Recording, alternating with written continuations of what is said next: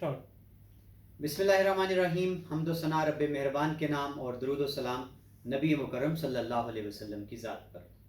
नाज़रीन, आमिर उस्मान आदिल अपने YouTube channel के साथ आपकी खिदमत में पेश है। कल से ट्विटर के ऊपर और सोशल मीडिया पर मुल्क के मारूफ एंकर इकरारुल हसन के एक ट्वीट का बड़ा चर्चा है। ट्वीट क्या है, ये आपको कैमरा दिखाएगा। ट्वीट कि इकरारुल हसन ने किसी शख्स के ट्वीट को रीट्वीट किया और उस शख्स ने ये तस्वीर जो थी अपने ट्वीट में गुजरात पुलिस के एएसआई और साथ एक खातून की लगाई और लिखा कि गुजरात में मुहाफिजों के हाथों हवा की बेटी लुट गई। पंजाब पुलिस के शेर जवानों ने जुल्म की इंतहा कर दी। सारी रात खातून मिन्नतें करती रह गई। इकरार साहब ने इस ट्वीट को लिया और खुद साथ क्या लिखा कि गुजरात में हवालात के अंदर खातून से पुलिस एहलकारों की ज्यादती। पुलिस ऑफिशियल ट्विटर अकाउंट इस वाक़े की को तस्लीम तो कर रहा है, लेकिन ये बताकर कि औरत चोरी करते हुए पकड़ी गई। खुदा के बंदो, औरत चोर है, हत्ता के तवायफ भी, तो क्या उसका रेप करने और उसको बेलिबास करने की इजाज़त मिल जाती है? इस पर पंजाब पुलिस ने बताया कि जी ये चोरी करते हुए खातून रंगे हाथों पकड़ी गई थी। इसके खिलाफ जो इसके इल्ज़ामात थे पुलिस के खिलाफ उस पर इंक्वायरी हुई है और उन एएसआई और एसएचओ मुतलका थाने का जो है उसके खिलाफ पर्चा दर्ज कर लिया। नाज़रीन, गौरतलब बात यह है कि इकरार ने अपने ट्वीट में कहा कि औरत का रेप और उसको बेलिबास और हवालात, ये तीन चीज़ों का तस्करा हुआ। वाक़या है क्या, हकाइक क्या है, हम आपको तफसील से बताते हैं। जी नाज़रीन, तो किस्सा कुछ यूं है कि थाना है गुजरात का, बी डिवीजन, गुजरात शहर में। बाजार सराफा के एक ज्वेलर आसिफ हुसैन ने 11 तारीख को ये एफआईआर दर्ज करवाई थाना बी डिवीजन। उनका ये कहना था कि उनकी दुकान में एक खातून ख़रीदारी के लिए आई और उन्होंने एक डब्बी जो थी जिसमें अंगूठियाँ सोने की 18 अंगूठियाँ थी, वो डब्बी साथ अपने पर्स में डाल ली और ले जाने लगी। इस पर उन्होंने जो एफआईआर का मतन है वो ये कहता है कि एक नामालूम औरत आई और वो चुरा कर ले गई। चोरी का पर्चा खातून के खिलाफ दर्ज हुआ। नाज़रीन देखें, अब यहाँ से कहानी शुरू होती है और कहानी बड़ी दिलचस्प है। हकायक ये कहते हैं कि ये खातून को दुकान में ही बिठा लिया जाता है कि तुमने हमारी अंगूठियाँ चुरा के अपने पर्स में डाली। उसी वक्त फैसल एएसआई जो कि थाना बी डिवीजन की झैली चौकी, जिसको खारी खुई चौकी का नाम दिया जाता है, जो बाजार सराफा के नज़दीक है, वो मौका पर इस दुकान पर पहुंचता है, खातून को अपने साथ हिरासत में लेता है और चला जाता है। खातून के ज़राए के मुताबिक सराफा की दुकान पर खातून को इस एएसआई ने थप्पड़ मारे और अपने साथ ले गया। किसी थाने में नहीं लेके गया, वो इसको प्राइवेट अपना जो उसने कोई डेरा बनाया हुआ है, उसका कोई फ्लैट है, कोई कमरा है, वहां ले जाता है। सारी रात उसको हब्से बेजा में रखता है बगैर लेडी पुलिस बुलवाए। अब दूसरी तरफ देखिए, इसमें एक और बड़े मजे का ट्विस्ट आ रहा है स्टोरी में। उसका खामन जो है उसको फोन करवाता है एएसआई फैसल कि तुम्हारी बीवी पुलिस की हिरासत में है, थाना बी डिवीजन पहुंचो। जब वो गुजरात पहुंचता है तो इस फैसल के बंदे प्राइवेट वो उसको वहां से सीधा थाना बी डिवीजन ले जाकर हवालात में बंद कर देते। खातून जवाद काशिफ जो उस खातून का खामंद है, उसकी बीवी को फैसल ने अपने प्राइवेट डेरे पर रखा हुआ है। खामंद को धोखे से बुलवाकर बी डिवीजन हवालात में बंद कर दिया है और नाजरीन सुबह सवेरे खातून को जुडिशियल भी कर दिया जाता है, एफआईआर दर्ज करके। अब यहां से कहानी का दूसरा रुख शुरू होता है। ये एफआईआर है जो उस खातून के खामन जवाद काशिफ की जानिब से दर्ज हुई है एसएचओ थाना बी डिवीजन और उस एएसआई फैसल के खिलाफ। इल्जामात क्या है पुलिस के खिलाफ?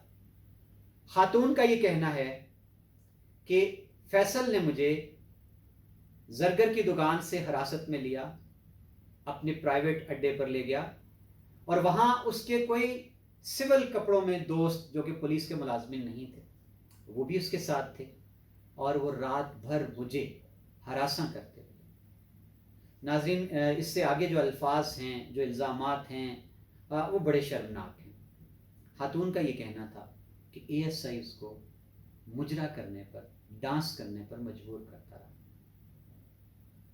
اور الگ صبح FIR کا اندراج کروا کے خاتون کو جوڈیشل کر دیا۔ اور دوسری جانب کیا ہو رہا ہے، اس کے خامند کو دھوکے سے بلوایا بیوی کی بازیابی کے لیے، اور اس کو حوالات میں بند کر دیا B ڈویژن میں۔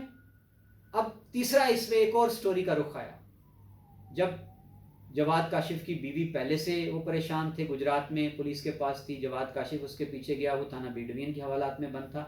تو جب جواد کاشف کے بھائی گئے ہیں پیچھے پیروی کے لیے، تو فیصل نے ان کو یہ کہانی سنائی کہ جناب آپ کی بھابھی اور آپ کا بھائی جواد کاشف یہ سارے مل کر جو ہیں چوریاں کرتے ہیں، ہمارے ہتھے چڑھ گئے ہیں، تو ڈیل کر لیں ہمارے ساتھ۔ کم و بیش 5.5 لاکھ روپیہ جواد کاشف کے بھائی سے فیصل وصول کرتا ہے، اور فیصل اس جواد کاشف کو ہتھ کڑیاں لگا کر، سونا سامنے رکھ کر بیوی کے ساتھ اس کی تصویریں بناتا ہے، ثابت یہ کرتے ہیں کہ یہ دونوں میاں بیوی چور ہیں۔ اور ناظرین، جواد کاشف کا یہ کہنا تھا کہ اس نے، فیصل نے زبردستی میری بیوی کے چہرے سے ماسک جو تھا، نقاب جو تھا، اس کو نوچا اور تصویریں بنوائی اور ان کو سوشل میڈیا پر وائرل بھی کیا۔ اس کی جناب انکوائری ہوتی ہے، جب خاتون جوڈیشل ہونے کے بعد ضمانت ہو کے رہا ہو کے واپس آتی ہیں، تو وہ پھر DPO کو درخواست دیتی ہیں، اور جواد کاشف جو ان کا خامند ہے، اس کی مدعیت میں ASI خرم اور SHO تھانہ B ڈویژن کے خلاف انکوائری ہوتی ہے۔ انکوائری میں تینوں الزامات ثابت ہوتے ہیں: خاتون کو حبس بے جا میں رکھنا، خاتون کو ہراساں کرنا اور رشوت لینا۔ تینوں الزامات انکوائری میں ثابت ہوتے ہیں۔ پرچہ درج ہو چکا ہے ASI اور SHO کے خلاف۔ اب مزید محکمہ ان کے ساتھ کیا کرتا ہے؟ اب دو رخ ہے جی اس تصویر کے۔ ہمارے اقرار صاحب جو ہیں ماشاءاللہ وہ ملک کے صف اول کے اینکر ہیں، انہوں نے ٹویٹ میں یہ کہہ دیا کہ عورت کو بے لباس کیا گیا، حوالات میں ریپ کیا گیا، ہوا کی بیٹی ساری رات محافظوں کے ہاتھوں لٹتی رہی۔ ناظرین، سوال یہ ہے کہ اتنا بڑا اینکر، ملک کا بڑا مانا ہوا جرنلسٹ، تو کیا اقرار صاحب بہتر نہ تھا؟ صحافتی اقدار کا، اخلاقی تقاضوں کا یہ آپ کے اوپر ذمہ داری عائد نہیں ہوتی تھی کہ آپ ایک شخص کی ٹویٹ کو ری ٹویٹ کرنے سے پہلے حقائق جان لیتے؟ جناب، آپ کی رسائی تو IG پنجاب تک ہے، آپ RPO گجرانوالہ، آپ DPO گجرات سے رابطہ کرتے، ان سے حقائق جانتے کہ جناب یہ جو ٹویٹ کیا گیا ہے گجرات پولیس پر ایک عورت کو حوالات میں بے آبرو کرنے کا الزام ہے، اس میں حقیقت کیا ہے، اس میں سچائی کیا ہے۔ لیکن جناب آج کل شاید آپ دھڑا دھڑ ریٹنگ کے چکر میں ہیں، اور آپ بغیر تحقیق کیے، تفتیش کیے، پہلے آپ نے گریٹر اقبال پارک کے واقعے میں بھی ایسا ہی کیا، اور فوراً کراچی سے آئے اور ایک خاتون کے سر پر ہاتھ رکھ کر اس کو قوم کی بیٹی قرار دے دیا۔ میرا رابطہ ہوا DPO گجرات آفس سے، اور ان کے ترجمان نے بتایا کہ کہیں بھی اس عورت کے ساتھ، جس طرح رپورٹڈلی ان اینکرز نے ایک ٹویٹ کر کے ایک ٹرینڈ بنایا کہ عورت کے ساتھ حوالات میں زیادتی کی گئی ہے، ایسا کچھ نہیں ہے۔ اس واقعے میں، اس بات میں، اس الزام میں کوئی صداقت نہیں ہے، اور نہ ہی خاتون نے ایسا کوئی الزام پولیس پر لگایا۔